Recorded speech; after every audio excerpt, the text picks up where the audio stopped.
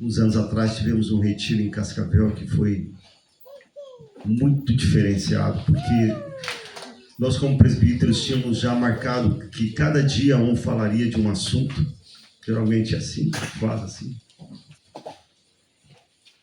E ocorreu que naqueles dias o Saulo, que é um dos presbíteros, levantou e disse: mas antes de começar, vamos orar. E começamos a orar e ele disse: amados, não dá para começar esse retiro com pecados ocultos. Tem pecado oculto aqui. Eu vou dar um tempo aqui, nós vamos parar, silenciar, e você tem pecado aqui, você vai confessar seus pecados. E amados, começamos a confessar os pecados naquela manhã, e foi à tarde do primeiro dia. No segundo dia de manhã, confessamos os pecados, e foi assim à tarde, à noite, e assim o terceiro dia. E nós passamos 3 dias confessando pecados. E ao final, nós dissemos: irmão, nós temos que ir embora. Já deu. E foi um tempo que Deus limpou a igreja de uma forma muito linda, muito preciosa. E eu fiquei tão impressionado com aquele retiro que eu liguei para um dos irmãos que é músico. Talvez algum de vocês conheçam. O nome dele é Ricardo Enxusque. E eu falei: Chusque, nós precisamos de um cântico para esses dias, porque foi muito marcante. E eu comecei a falar para ele o que eu entendia que deveria de ser na letra desse cântico. E aí eu não canto, infelizmente eu não canto, senão eu cantaria para vocês. Mas então ele colocou letra, melodia, e surgiu uma música que a gente canta até hoje. E essa música fala de transformação. Ela fala de que a cada manhã, Senhor, eu quero estar nos teus pés, rendido e contristado, junto ao meu Senhor e meu amado. O cântico fala assim: para que ele possa tocar, para que ele possa mudar, muda em mim. Aí tem um refrão que fala dessa mudança, do meu desejo de mudança diante de Deus. Até hoje a igreja canta esse cântico lá, e a gente sempre lembra daqueles dias em que o Senhor limpou a igreja. Amém, amados? Amém. Vamos pensar que esse cântico pode ser um cântico que a gente vai lembrar também? Amém. Eu sou daqueles que gostam de marcar. Eu marco o texto, eu marco um negocinho. É bom lembrar, colocar nos pulsos, na fronte da testa, nos umbrais da casa. Por onde passar, a gente tem que sempre lembrar o que o Senhor fez por nós. Amém? Vocês acham que está indo bem até aqui? É mesmo? Vocês querem só me agradar, né, gente? Não é não? Está indo bem? Podemos prosseguir mais? Estamos firmes aí no propósito? Amém? Que bom, amados. Eu estava falando com alguns irmãos que eu estou me sentindo muito mais edificados do que tudo, porque vejo quanto Deus tem proporcionado do final do ano passado para cá, alguns retiros que eu tenho feito um atrás do outro, mas me sinto renovado pelo Senhor, pelo Espírito Santo, não só de compartilhar as coisas que o Senhor tem colocado no meu coração, mas principalmente de estar no meio do seu povo, porque ali Deus ordena a sua bênção. Então me sinto muito abençoado estando aqui com vocês. Amém? Espero que vocês estejam sendo muito abençoados também. Glória a Deus.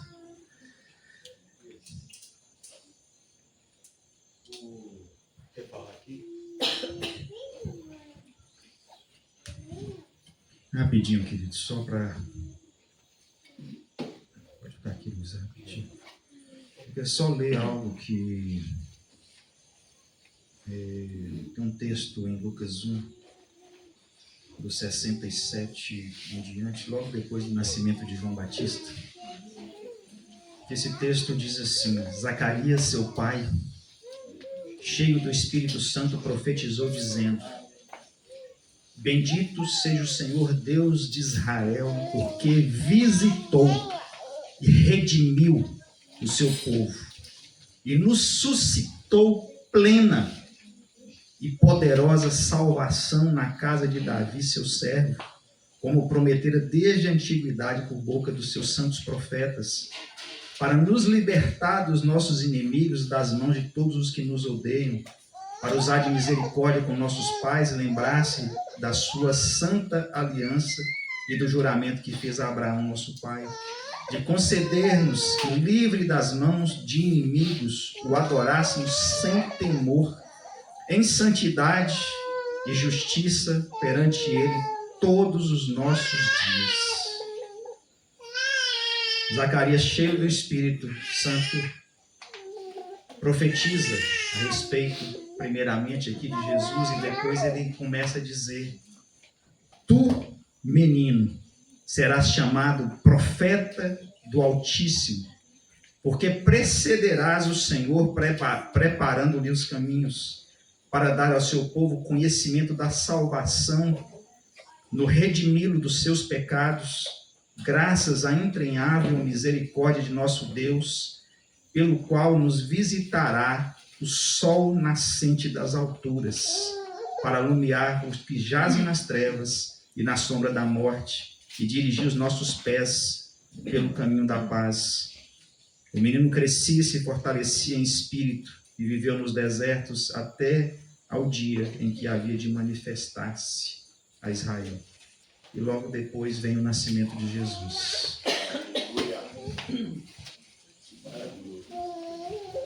Amém, meus amados? Amém. Glória a Jesus. Vamos orar? Pai, nós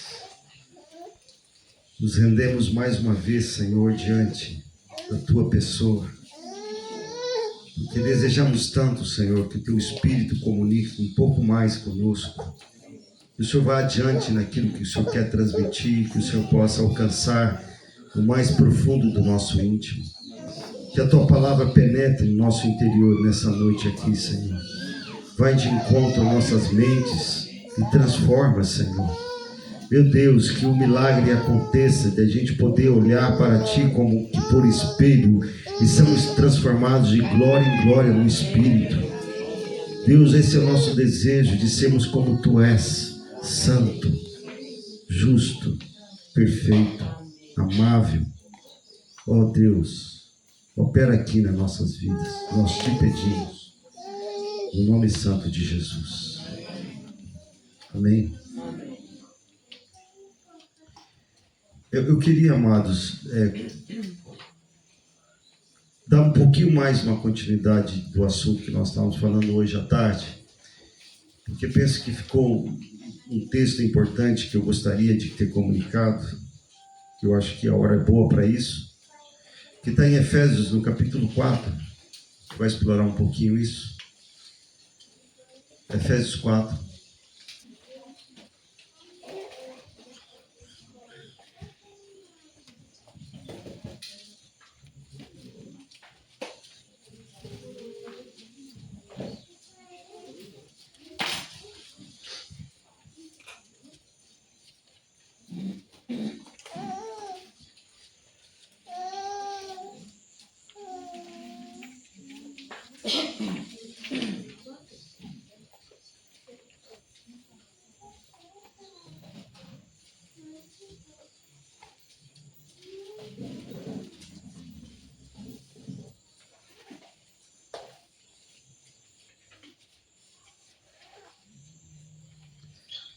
Rogo-vos, pois, eu preso do Senhor, que andeis como é digno da vocação que foste chamados, e com toda a humildade e mansidão, com longanimidade, suportando-vos uns aos outros em amor, esforçando-vos diligentemente por preservar a unidade do Espírito no vínculo da paz. Há somente um corpo e um Espírito, como também foste chamados de uma só esperança da vossa vocação, Há um só Senhor, uma só fé, um só batismo, um só Deus e Pai de todos, o qual é sobre todos, age por meio de todos e está em todos. Amém? Olha só como que o apóstolo Paulo, ele faz um pedido, um rogo, que possamos andar de uma maneira digna da vocação para a qual nós somos chamados.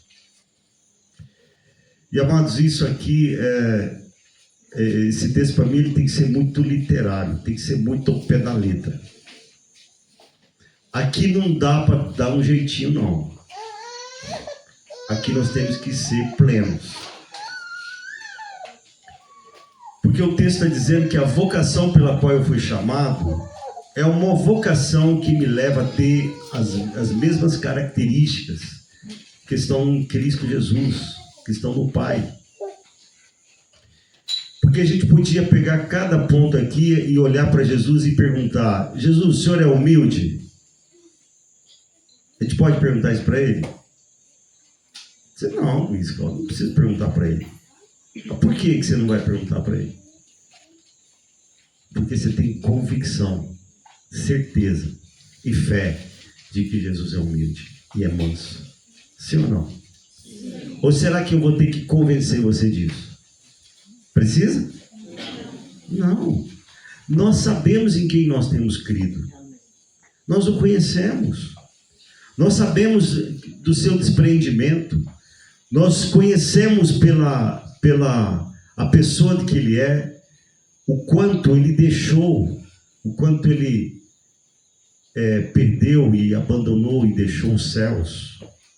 Deus deixou o céu, a glória que era devida a ele, e ele abriu mão disso.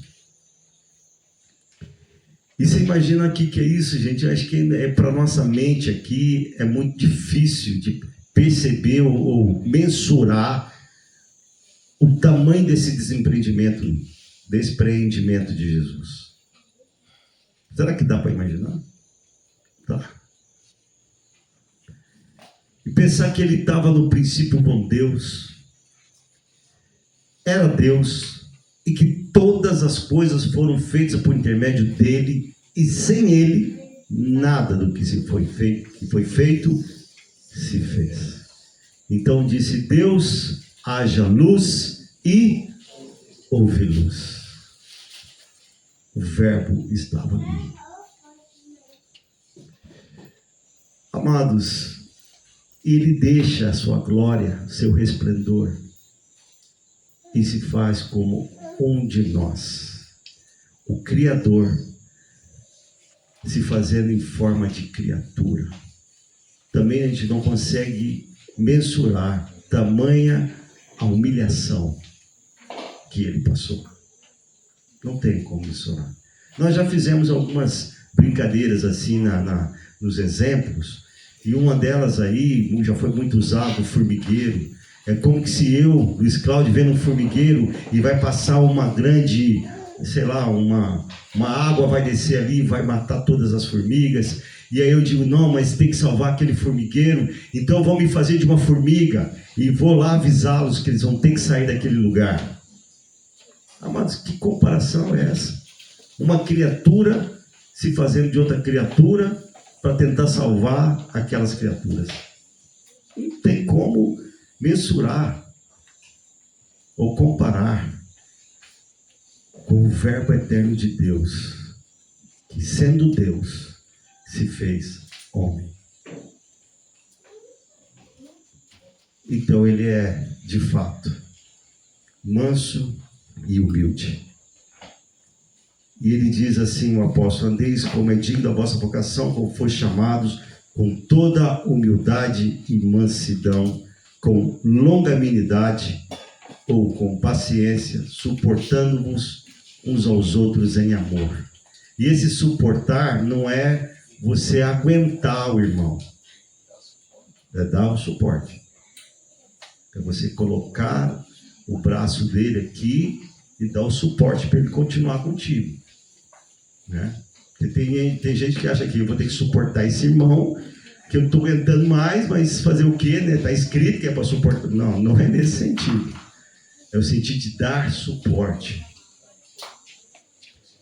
E fala assim, ó, suportamos aos outros em amor, procurando guardar a unidade no espírito do vínculo da paz.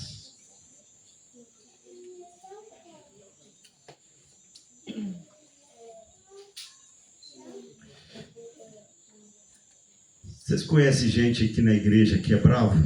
Que é conhecido porque é bravo? Tem gente aqui assim ou não? Tem não?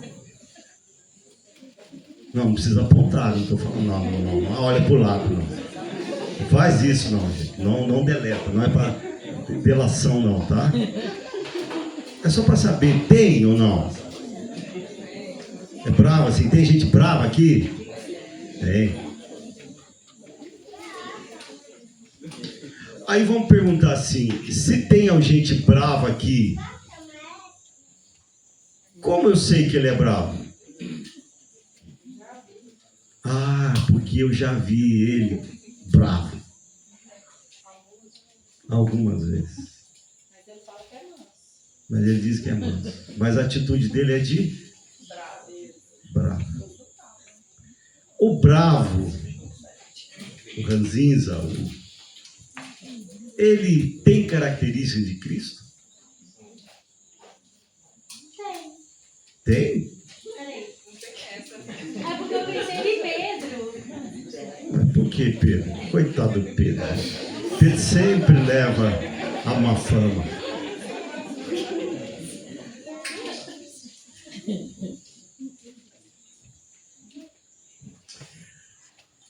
Amados, olha, se o Senhor está nos transformando em mais semelhança dele, eu não posso dar o direito de me achar bravo ou ser bravo.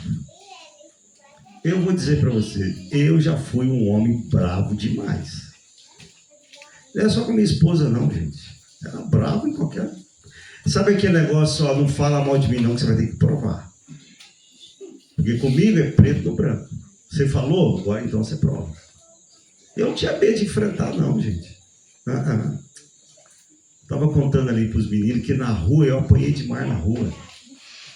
Ixi, hoje os meninos mal brigam ali, a mãe não sei o que, e o pai vai lá protege. Gente, eu tenho aqui uma marca aqui que o pessoal, você fez cirurgia no joelho? Eu falei, não, isso aqui foi arte.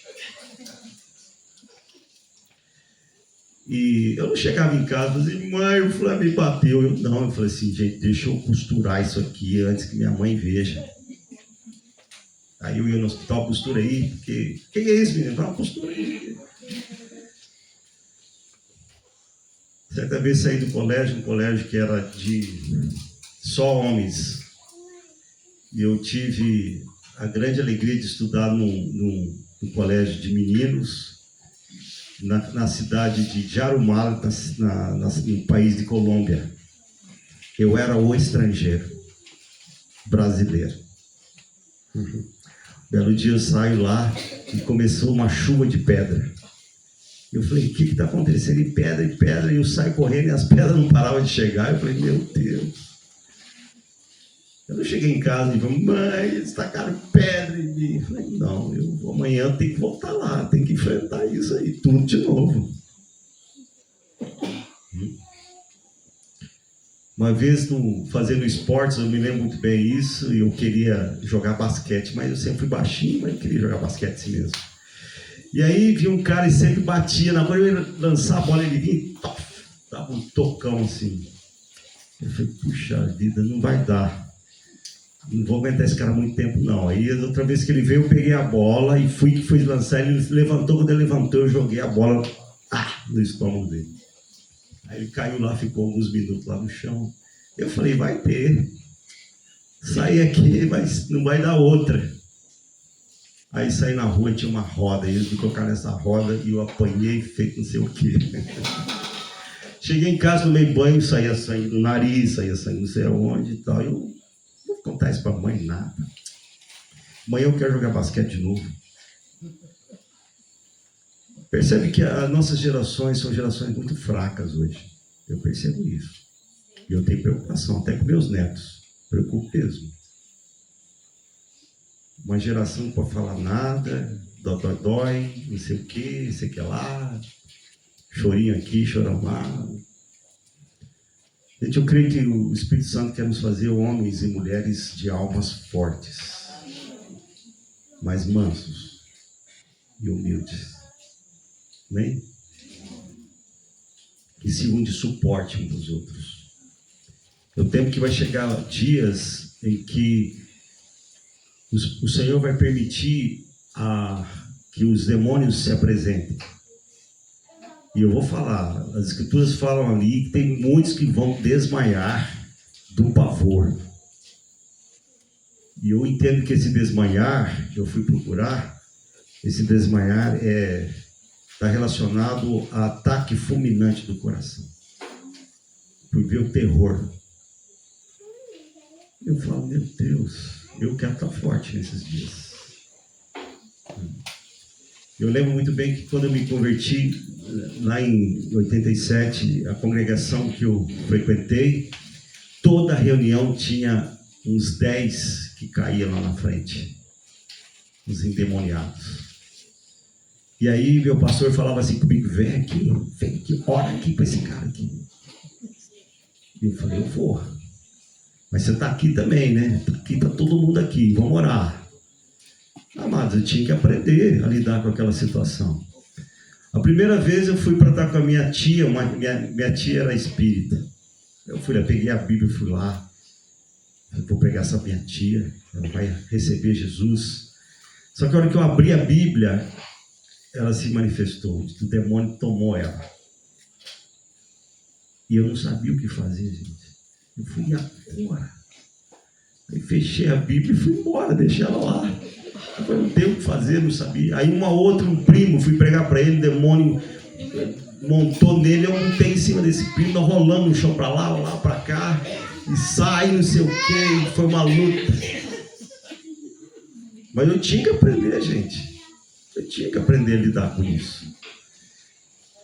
E nós tivemos algumas manifestações muito terríveis no meio da igreja, assim, de pessoa endemoniada. Algumas que marcou, inclusive, a igreja, de um cara, a gente reunia no 6º andar de um prédio, na praça central da cidade, a ponto desse cara, ele frequentava ali, sempre endemoniado, até que um dia não tinha ninguém, não sei como ele conseguiu entrar no último andar, e de lá, ele quebrou tudo que estava lá, e ele se suicidou, pulou lá de cima.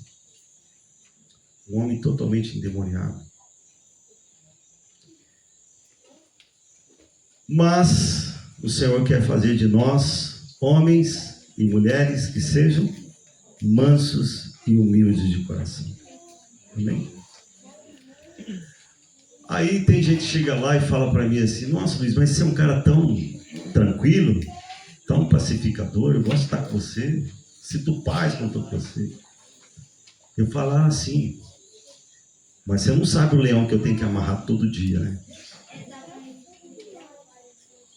Porque eu não quero esse leão solto.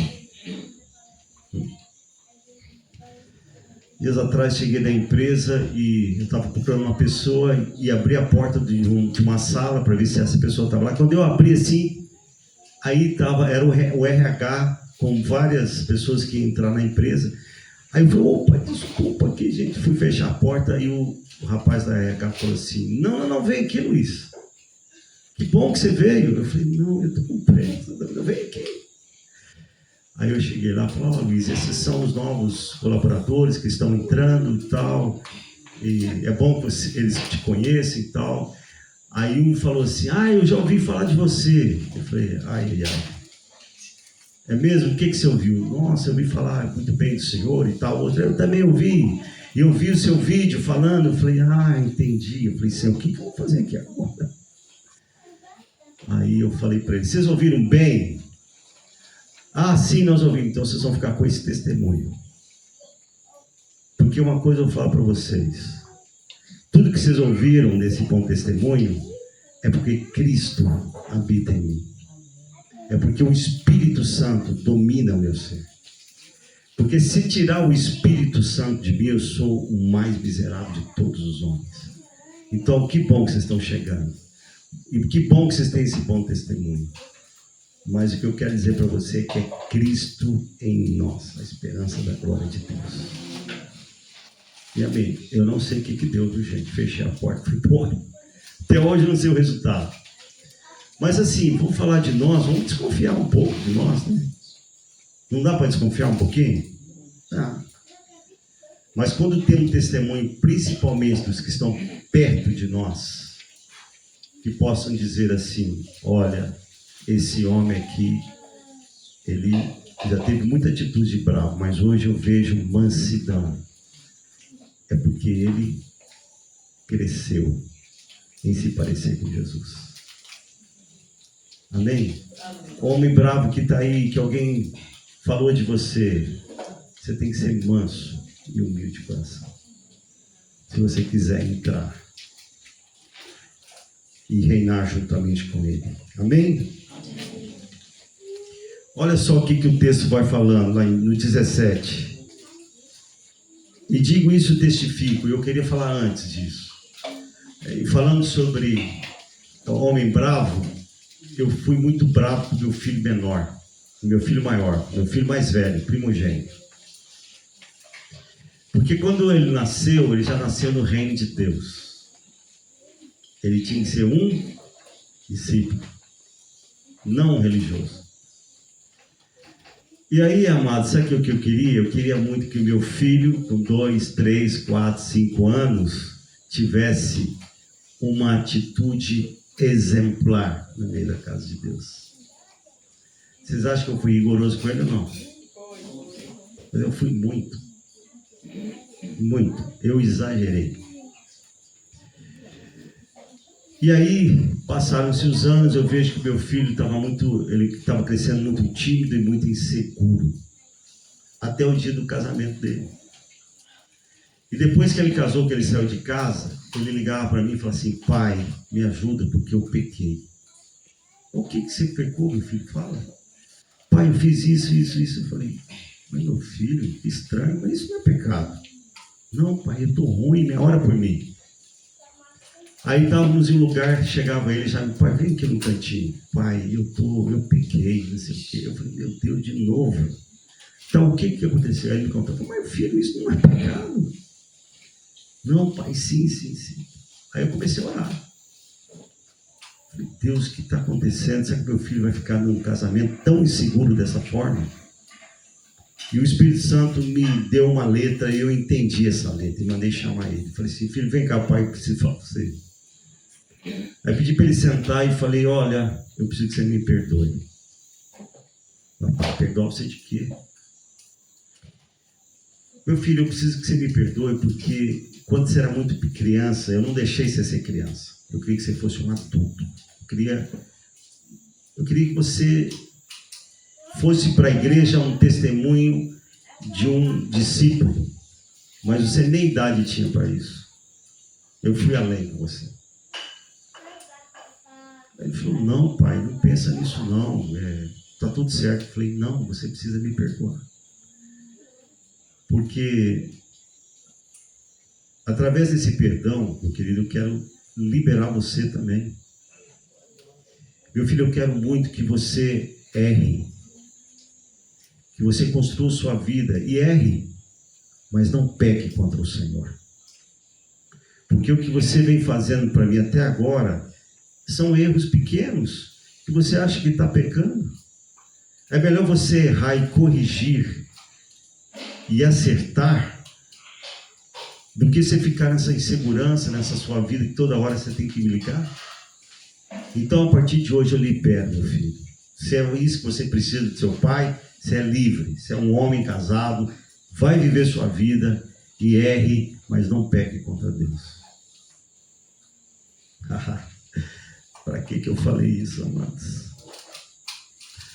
Ai. Ele errava, aí eu via e ficava calado. De repente eu vi ele errar uma vez, errou duas, eu falei: meu Jesus, o que vai dar isso, Senhor? E hoje ele está lá, está com 35 anos, 3 filhos, cuidando bem da sua casa, um homem responsável, é íntegro, ama a Deus e às vezes ainda erra. E eu chamo ele no cantinho e falo: olha, eu acho que isso não está legal. Mas ele tem consciência de que o viver dele é para Cristo Jesus.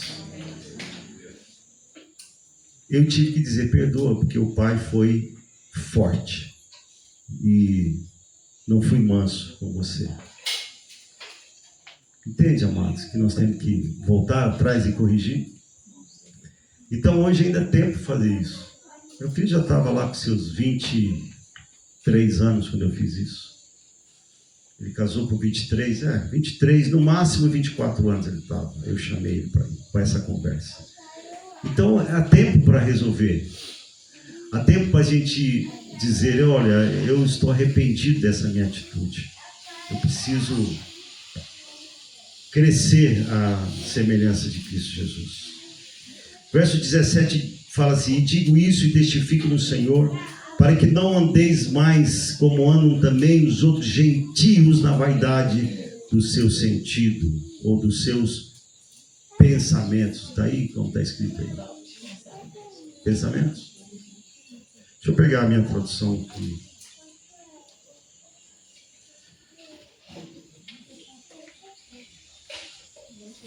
Isso, portanto, digo no Senhor, testifico, que não mais andeis como também andam os gentios na vaidade dos seus próprios pensamentos, obscurecidos de entendimento e alheios à vida de Deus.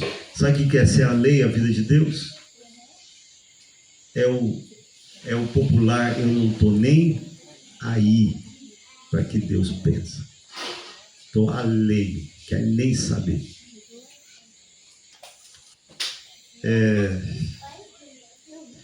Obscurecidos de entendimento, alheios à vida de Deus, por causa da ignorância em que vivem e pela dureza do seu coração, os quais, tendo se tornado insensíveis, se entregaram à dissolução, para com avidez cometerem toda sorte de impureza. Mas não foi assim que aprendestes a Cristo. E se quer de fato tendes ouvido, nele fostes instruídos segundo a verdade em Jesus. No sentido quanto ao trato passado, vos despojeis do velho homem, que se corrompe segundo a concupiscência do engano, e vos renoveis no espírito do vosso entendimento, e vos revistais do novo homem, criado segundo Deus em justiça e retidão, procedentes da verdade. Mas eu ouvi uma vez um exemplo que eu gostei demais, vou contar para vocês. Esse eu copiei, tá? Mas quando a gente começa a entender a necessidade que eu tenho de revestir de Cristo e não mais viver como trato passado, um irmão às vezes ele deu um exemplo assim. Imagine você que num dia de chuva, aquela chuva-sol, calor, o seu filho sai e fala assim: eu vou jogar bola. Aí ele coloca a chuteirinha, aquele meiãozinho até aqui. O meu netinho, gente, vocês têm que ver, ele bota meião, calção, camisa por dentro do calção, assim, pega a bola, eu fico todo animado com ele. Aí ele fica todo bonitinho, vai jogar bola, mas o campo está encharcado. Aí ele vai jogar, cai lá e lama para tudo quanto é lado. O meião estava todo limpinho, agora está todo marrom, todo cheio de lama, e a roupa toda dele, enfim, ele brincou e tal, e chegou em casa e a mãe olhou para ele e disse: vai direto pro banho. Aí você tira a sua roupa e coloca no cantinho ali e você vai tomar banho. Aí o menino, tudo bem, tira a roupa dele e tal, e vai pro banho, toma banho, demorado para tirar todo encardido e tal. Aí depois que ele sai do banho, se enxuga, tá limpinho, ele vai lá e pega o calção sujo e o meião, e veste o meião de novo, e veste o shortinho todo sujo, põe a camisa. É assim que faz? Não? O que tem que fazer? Ai, que coisa boa! Mas o problema é que muitos não entendem bem isso, e não estão sendo revestidos do novo homem, que não se corrompe. Tem gente que entrou para o reino dos céus e de repente ele está lá no lamaçal de novo e não se reveste. Está vestindo roupa suja de novo. Aonde vai dar isso? Uma coisa eu vou dizer, certamente não vai entrar no reino dos céus. Porque o texto aqui é muito claro, ele fala que é necessário se revestir do novo homem, da roupa nova, que não se corrompe.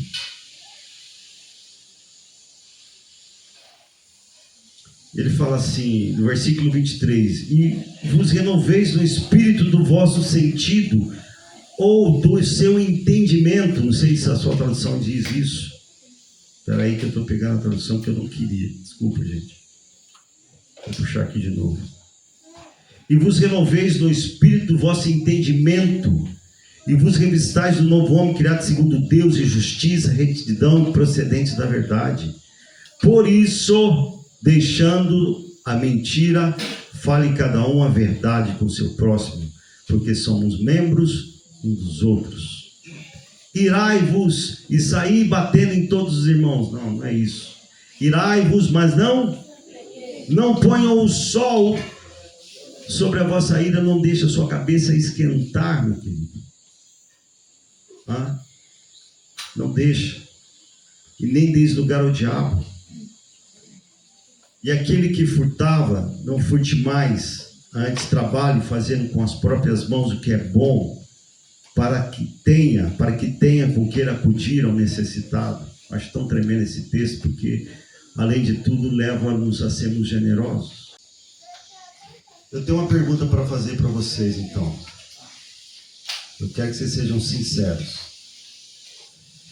E não precisa responder com voz, mas a mão santa, como diz aí nossos amados irmãos, é bom levantar, para mim entender. E a pergunta é assim: quanto de vocês receberam o Espírito Santo quando vocês creram? Quantos? Quantos receberam o Espírito Santo quando vocês creram? Amém? Uma boa turma aí. Amém. Pode baixar a mão. A segunda pergunta que eu tenho para você é a seguinte: quanto de vocês que já receberam o Espírito Santo quando vocês creram, manifestam dos dons do Espírito? Quantos? Assim, percebe que diminuiu bem o número. Não tem problema, tá, amados? Tranquilo, nós estamos sendo sinceros diante do Senhor. Amém? Para esses que levantaram a mão, que manifestam, essa manifestação foi lá atrás, há muito tempo atrás, foi um tempo ontem, por exemplo, ou não me lembro mais. Quantos de vocês aqui tem uma continuidade de manifestação de dons? Sempre manifestam dom. Quantos? Amém. É nisso que a gente quer falar um pouquinho esses dias. Amém? Hoje, amanhã, a gente vai falar, a gente vai explorar sobre esse assunto. Nós precisamos entender muito bem, com ter clareza, mas mais do que tudo, amados, nós precisamos crer de todo o nosso coração que o Espírito Santo está aqui. Ele foi dado a nós. Mas recebereis poder ao descer sobre vós o Espírito Santo, e sereis minhas testemunhas, tanto em Jerusalém como em toda a Judéia e Samaria e até os confins da terra. Essa promessa, amados, que vocês vão receber o Espírito Santo, vocês vão testemunhar. Vocês vão testemunhar de que forma? Vocês vão testemunhar falando, dando exemplo, profetizando, manifestando os dons, sinais, prodígios e maravilhas. Amém? Porque o Espírito Santo, o poder do Espírito Santo desceu sobre vós. Não tem como o Espírito Santo descer sobre mim e nada acontecer, e eu ficar só daquela de falar catequese. que anunciar aos demais que não creem, para os incrédulos, falar a respeito de Jesus, amém? Mas é muito mais do que isso, é muito mais.